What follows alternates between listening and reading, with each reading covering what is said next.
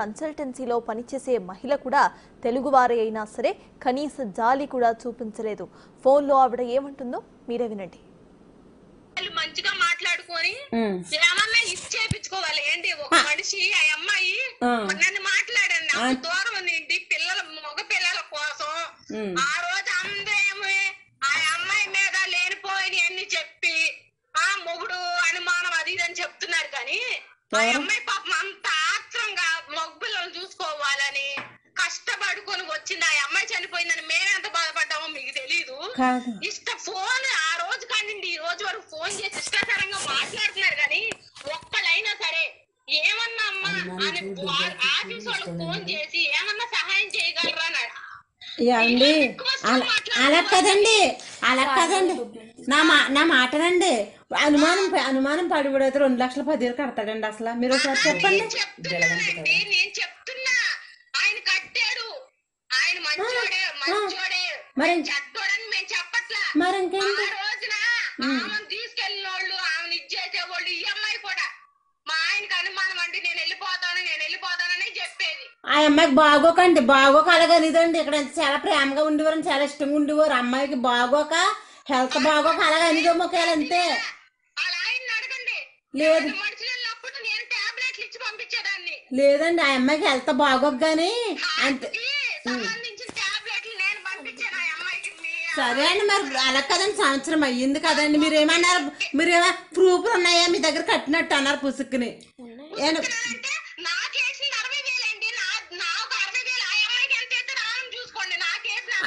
అదేనండి, ఇప్పుడు మీరు మీ సిస్టర్ గారే కదండి.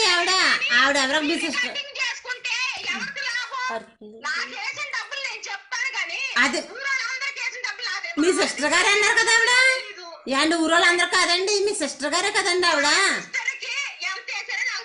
1,50,000 అండి, 1,50,000 మీకు 60,000 కాదండి. లేనోళ్ళు కదండి, ఒకసారేనండి కాదు లేనోళ్ళు కదా. అంత కష్ట పరిస్థితిలో 2,10,000 ఇంటి మీద తెచ్చి ఆ రోజు నేను లేనండి. ఏండి నేను డీసెంట్గా ఇదిగో నేను ఈ మధ్యలో వచ్చాను తెలుసండి. ఇది నేనన్నాను ఇదేంటి సంవత్సరం చేత డబ్బులు ఎవరు కట్టమానండి రా, డబ్బులు ఎందుకు కట్టాలి అని మా తమ్ముడిని తిట్టానండి. నేను 20 సంవత్సరాల సర్వీస్ కోయట్లేనండి. చెప్పండి.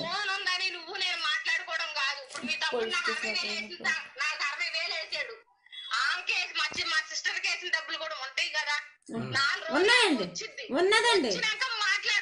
సరే అండి, అది ఉన్నదండి. ఎందుకు లేదండి, వేసినవి ఉన్నాయండి, ప్రూఫ్లు ఉన్నాయి, లేకుండా లేవమ్మా, ఉన్నాయి.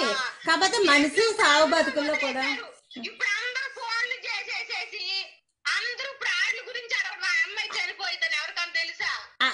ఎందుకు కదండి, ఆమె ఆర్ట్ పేషెంట్ కదండి. అలా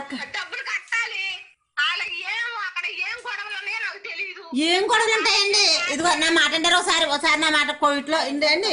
బయట కంట్రీ సంగతి నాకు తెలుసు అండి. ఏంటి నా మాట అంటారు ఒకసారి, నా మాటనండి. ఏం గొడవలు ఆఫీస్కి వచ్చేది కనుక నా మాటనండి. ఇప్పుడు అదే ఎంత బాగోకి వచ్చేసిందండి, ఎంత బాగోకి వచ్చేసింది అమ్మాయి.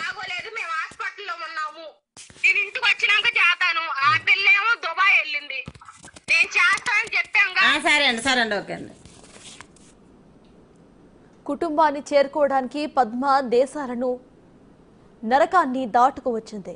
కానీ మృత్యువును మాత్రం దాటుకు రాలేకపోయింది. ప్రేమగా పిల్లలను పలకరించాల్సిన పద్మ మృతదేహం రూపంలో ఇంటికి వచ్చింది. సత్యపద్మ మృతదేహాన్ని ఆమె స్వగ్రామానికి తరలించి అక్కడే అంత్యక్రియలు నిర్వహించారు బంధువులు. ఇప్పుడు ఆమె 2 పిల్లలు తల్లిలేని అనాథులయ్యారు. కన్సల్టెన్సీలో పనిచేసే మహిళ కూడా తెలుగువారే అయినా సరే కనీస జాలి కూడా చూపించలేదు. ఫోన్లో ఆవిడ ఏమంటుందో మీరే వినండి. మంచిగా మాట్లాడుకొని ఏమన్నా ఇచ్చేపించుకోవాలి ఏంటి ఒక మనిషి ఆ అమ్మాయి నన్ను మాట్లాడండి అంత దూరం ఉంది పిల్లల మగ పిల్లల కోసం ఆ రోజు అందరేమో ఆ అమ్మాయి మీద లేనిపోయి అన్ని చెప్పి ఆ మొగుడు అనుమానం అది ఇదని చెప్తున్నారు కానీ ఆ అమ్మాయి పాపం అంత ఆత్రంగా మగ పిల్లలు చూసుకోవాలని కష్టపడుకొని వచ్చింది. ఆ అమ్మాయి చనిపోయిందని మేమెంత బాధపడ్డామో మీకు తెలీదు. ఫోన్ ఆ రోజు కానీ ఈ రోజు వరకు ఫోన్ చేసి ఇష్టాకరంగా మాట్లాడుతున్నారు కానీ ఒక్కళ్ళైనా సరే ఏమన్నా అమ్మా అని ఆఫీస్ వాళ్ళకి ఫోన్ చేసి ఏమన్నా సహాయం చేయగలరా అండి. అలా కదండి, అలా కాదండి, నా మాటనండి.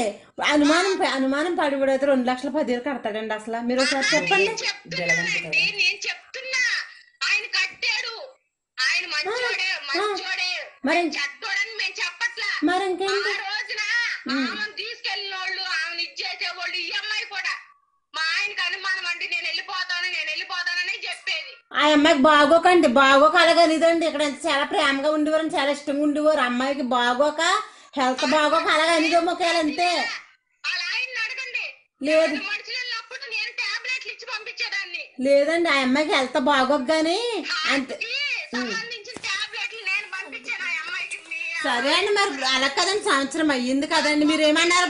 మీరేమో ప్రూఫ్లు ఉన్నాయా మీ దగ్గర కట్టినట్టు అన్నారు పుసుక్కుని. నాకేసిన 60,000 అండి, నాకు 60,000, ఆ అమ్మాయికి ఎంత అయితే రాను చూసుకోండి. నాకేసిన 60,000 అదేనండి, ఇప్పుడు మీరు మీ సిస్టర్ గారే కదండి. ఆవిడ ఎవరో మీ సిస్టర్. చేసుకుంటే ఎవరికి లాభం? నాకేసిన డబ్బులు నేను చెప్తాను కానీ అదే ఊరోళ్ళందరికీ వేసిన డబ్బులు నాదే. మీ సిస్టర్ గారే అన్నారు కదా ఆవిడ. ఏండి ఊరోళ్ళందరూ కాదండి, మీ సిస్టర్ గారే కదండి ఆవిడ. ఇద్దరికి ఎంత వేసారో నాకు తెలియదండి. 1,50,000 అండి, 1,50,000 మీకు 60,000 అండి. కాదండి, లేనోళ్ళు కదండి. ఒకసారేనండి, కాదు లేనోళ్ళు కదా. అంత కష్ట పరిస్థితిలో 2,10,000 ఇంటి మీద తెచ్చి, ఎక్కడికి వెళ్ళావా ఆ రోజు అడుక్కోకుండా? ఆ రోజు నేను లేనండి. ఏండి నేను డీసెంట్గా ఇదిగో నేను ఈ మధ్యలో వచ్చాను తెలుసండి. ఇది నేనన్నాను, ఇదేంటి సంవత్సరం చేత డబ్బులు ఎవరు కట్టమనండి రా, డబ్బులు ఎందుకు కట్టాలి అని మా తమ్ముడు తిట్టానండి. నేను 20 సంవత్సరాల సర్వీస్ కోయట్లేనండి. చెప్తాను ఉండండి. చెప్పండి. ఫోన్ ఉందని నువ్వు నేను మాట్లాడుకోవడం కాదు. ఇప్పుడు మీ తమ్ముడు నాకు 60,000 వేసాడు. ఆమె మా సిస్టర్ కేసిన డబ్బులు కూడా ఉంటాయి కదా. 4 రోజులు ఉన్నాయండి, వచ్చింది. ఉన్నదండి. వచ్చినాక మాట్లాడుకోండి. సరే అండి, అది ఉన్నదండి. ఎందుకు లేదండి, వేసినవి ఉన్నాయండి, ప్రూఫ్లు ఉన్నాయి, లేకుండా లేవమ్మా, ఉన్నాయి. కాకపోతే మనిషి సాగు బతుకుల్లో కూడా ఇప్పుడు అందరూ ఫోన్లు చేసేసేసి అందరూ ఇప్పుడు ఆటల గురించి అడగరు. ఆ అమ్మాయి చనిపోయిందని ఎవరికన్నా తెలుసా? ఎందుకు చదవదండి, ఆమె ఆర్ట్ పేషెంట్ కదండి. ఆనందంగా వచ్చింది, అలా డబ్బులు కట్టాలి. వాళ్ళకి అక్కడ ఏం గొడవలు ఉన్నాయో నాకు తెలియదు. ఏం గొడవలు ఉంటాయండి? ఇదిగో నా మాట అంటారు ఒకసారి నా మాట కోవిట్లో ఇండి బయట కంట్రీ సంగతి నాకు తెలుసండి. ఏంటి నా మాట అంటారు ఒకసారి, నా మాటనండి. ఏం గొడవలు ఆఫీస్కి వచ్చేది కనుక బాగోలేదు, నా మాటనండి. ఇప్పుడు అదే హెల్త్ బాగోక వచ్చేసిందండి, హెల్త్ బాగోక వచ్చేసింది అమ్మాయి. బాగోలేదు. మేము హాస్పిటల్లో ఉన్నాము. నేను ఇంటికి వచ్చినాక చేస్తాను. ఆ పిల్లేమో దుబాయ్ వెళ్ళింది. నేను చేస్తానని చెప్పాంగా. సరే అండి, ఓకే అండి. కుటుంబాన్ని చేరుకోవడానికి పద్మ దేశాలను నరకాన్ని దాటుకు వచ్చింది. కానీ మృత్యువును మాత్రం దాటుకు రాలేకపోయింది. ప్రేమగా పిల్లలను పలకరించాల్సిన పద్మ మృతదేహం రూపంలో ఇంటికి వచ్చింది. సత్యపద్మ మృతదేహాన్ని ఆమె స్వగ్రామానికి తరలించి అక్కడే అంత్యక్రియలు నిర్వహించారు బంధువులు. ఇప్పుడు ఆమె 2 పిల్లలు తల్లిలేని అనాథులయ్యారు.